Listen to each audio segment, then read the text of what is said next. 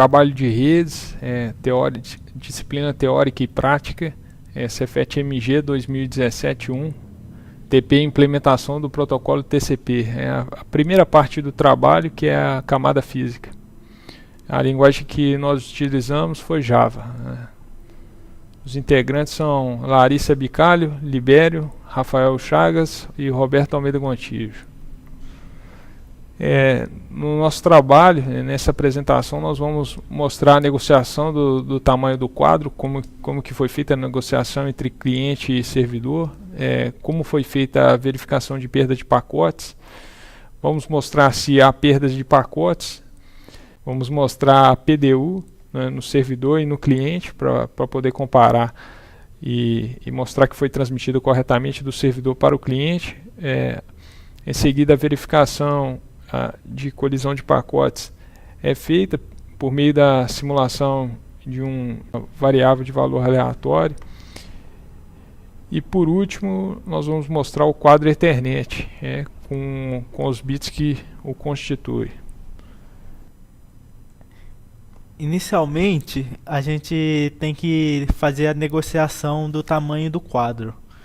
Então, o cliente manda por forma de mensagem para o servidor o pedido de tamanho de quadro. Para descobrir o MAC do servidor, nessa negociação o servidor também manda por mensagem, junto com o tamanho do quadro, o MAC para o cliente. Nós usamos uma função para descobrir o MAC e ela é usada tanto no código do cliente quanto no código do servidor. É a mesma função. A função funciona pegando a rede que está como prioritária, que normalmente é a rede que tem conexão com a internet, sendo ela sem fio ou a cabo, e pegando os dados dessa rede, seja o IP que está destinado a ela e o MAC. Para pegar tanto o MAC quanto o IP é usado esse método. Para simular a colisão, nós colocamos um número randômico de 1 até 100, e quando ele é menor do que 20, a gente colocou como se fosse um pacote que teve conflito e o pacote é reenviado. Bom, logo no começo do código, o servidor vai receber do cliente uma mensagem contendo o tamanho do pacote que será utilizado, que é o tamanho dos quadros que serão enviados para o cliente, e esses quadros que darão origem à PDU. A PDU que vai ser formada por o endereço MAC com 6 bytes, o MAC do destino, o MAC do remetente com mais 6 bytes, o dado composto, que é de 0 a 1500 bytes, e os últimos 4 bytes que serão feitos para controle de colisão no código. Nessa parte aqui que após ter recebido, a gente vai preencher o MAC destino, MAC de origem e preencher o tamanho do pacote. Bom, dentro desse while aqui esse while é responsável por enviar os quadros do servidor para o cliente, e dentro desses quadros aqui a gente vai fazer a contagem do número de pacotes que foram enviados. A quantidade de pacotes que foram enviados vai junto ao quadro para o cliente, e isso será usado para verificar se há perda de pacotes, ou seja, se o número de pacotes que saíram do servidor são o mesmo número de pacotes que chegaram no servidor. Fazendo a diferença entre esses dois valores, a gente vai poder saber se houve perdas ou não de pacotes. Com o objetivo de mostrar a PDU tanto no servidor quanto no cliente, a função imprimir PDU foi criada. Nela é passado como parâmetro o quadro e uma string indicando se é o servidor ou o cliente, apenas para uma melhor exibição. uma coisa importante de se observar é que a construção do quadro ela obedece o protocolo TCP. Então, o primeiro parâmetro ele consiste nos 6 bytes referentes ao MAC do cliente, no caso da transferência do servidor para o cliente. Os próximos 6 bytes referem-se ao MAC do servidor, em seguida o tamanho do quadro. Cbuffer indica os bytes que pertencem a um dado, ao arquivo texto transferido, né?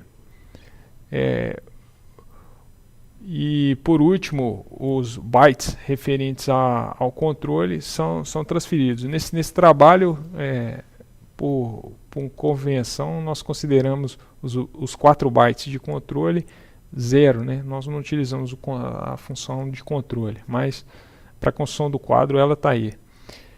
E nós passamos também o tamanho do quadro que foi especificado pelo cliente. Bom, a função de imprimir a PDU ela é responsável pela exibição, tanto no servidor quanto no cliente, e ela é constituída aí por um conjunto aí de printfs, aí, imprimindo os bytes em hexadecimal. Para exibição dos bits constituintes da PDU, nós utilizamos a função txt_quadro, que é responsável por escrever o quadro que foi construído em um arquivo texto.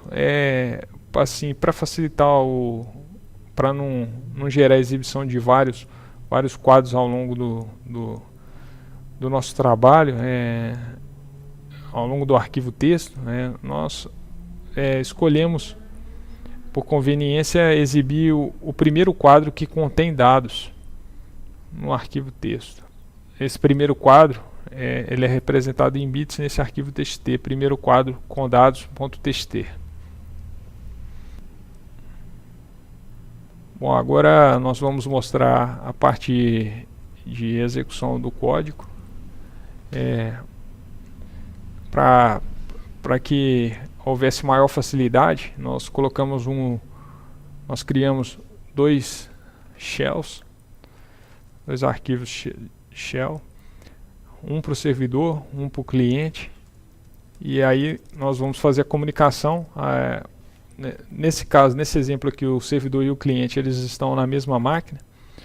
Primeiramente nós executamos aqui o servidor, e o servidor ele vai aguardar uma solicitação por algum cliente. Agora executamos o cliente. Bom, conforme vocês podem ver, o servidor agora ele está esperando pela solicitação de pacote pelo cliente, e o cliente agora vai inserir o valor do pacote desejado. Esse pacote tem que ser maior ou igual a 18, porque o cabeçalho do protocolo, o cabeçalho assim eu denomino o conjunto formado pelos 6 bytes do MAC de destino, 6 bytes do MAC de origem, 2 bytes do tamanho e 4 bytes de controle. Esse somatório dá 18, ou seja, o tamanho mínimo de uma PDU é 18 bytes. E esse tamanho pode ser até de 1518, porque o tamanho dos dados transferidos por PDU pode ser de 0 a 1500 bytes. Então selecionamos o tamanho de 19, o que significa que um byte será transferido por PDU.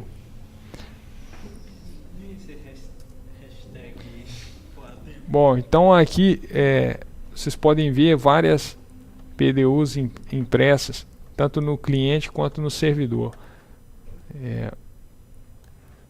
A primeira PDU, vou ler a primeira e a última aqui para ficar mais fácil. Vocês podem ver que o MAC address do cliente e o MAC address do servidor, eles correspondem tanto no servidor quanto no cliente.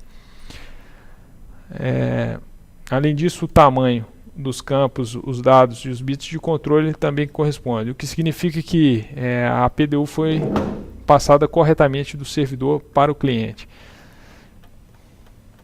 Da mesma forma,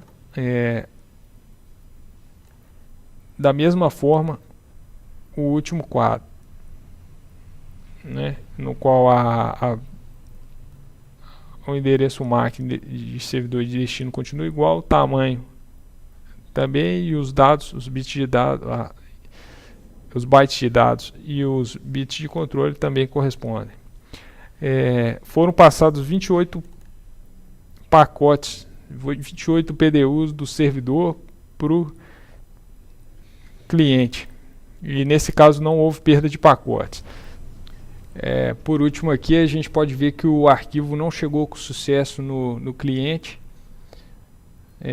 Nesse caso, o cliente tinha solicitado 18 bytes para o tamanho de pacote desejado, e como resultado, isso aí só é capaz de comportar os bytes referentes aos endereços de MAC, ao tamanho do pacote e bytes de controle, ou seja, não há espaço para dados.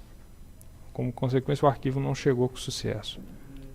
Então aqui nós vamos mostrar o arquivo que foi o arquivo input server, que foi enviado do servidor para o cliente, com a mensagem: olá mundo, camada física. Como vocês podem ver, o arquivo que chegou no cliente, no arquivo recebido, foi olá mundo, camada física. Vou fazer uma mudança aqui agora, só no servidor, vou acrescentar algumas letras. E